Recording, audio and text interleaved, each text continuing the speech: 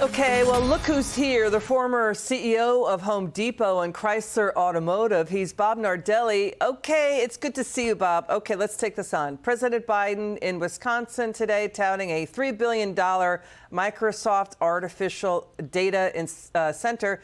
But we hate to say it, he made 2 more whoppers today. Let's listen to this, Bob. He read again the teleprompter instructions. You're going to hear him say the quote, the words last name after a guy he talked about.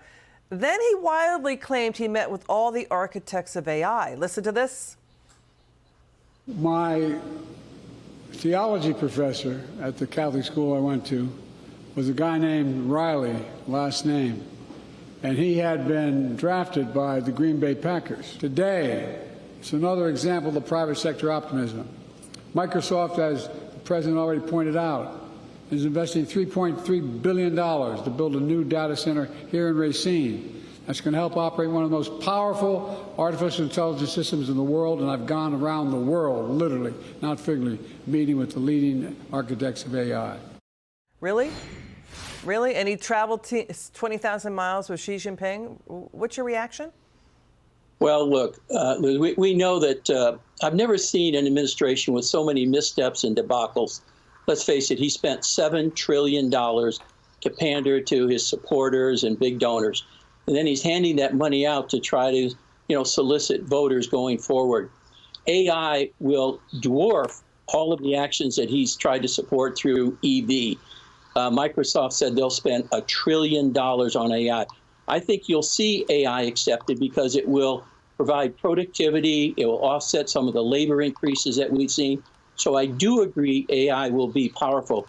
I doubt if he's traveled the world and really talked to all of the major AI. It's just too much. It's abnormal. This is not normal. Him on the campaign trail is not normal. It's abnormal. The constant gaslighting, the constant propaganda, the constant exaggeration.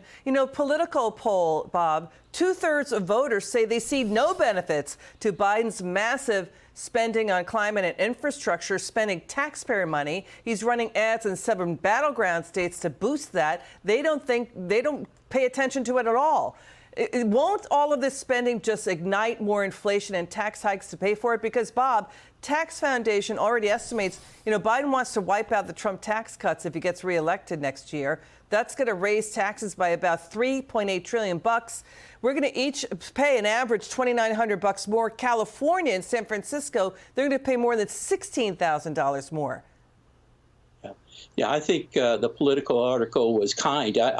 I don't see any benefit really trickle down. He wants to do bottoms up versus top down. I just don't see it. And I think the people that did give him some pander probably just aren't informed, and they're just listening to some of the headlines list. So I don't think any of his initiatives have really hit the mark over the last 3.5, 4 years. I've lived through 7 recessions, and maybe now we've got an 8th coming at us. We've only got 3 Fed meetings left to go. There's no way they're going to reduce it. So I think, again, we're on a witch hunt here with this administration, and they really aren't doing what's right for, he's using the taxpayers' credit card to fund all of these things, and it is going to come home to roost. Got it.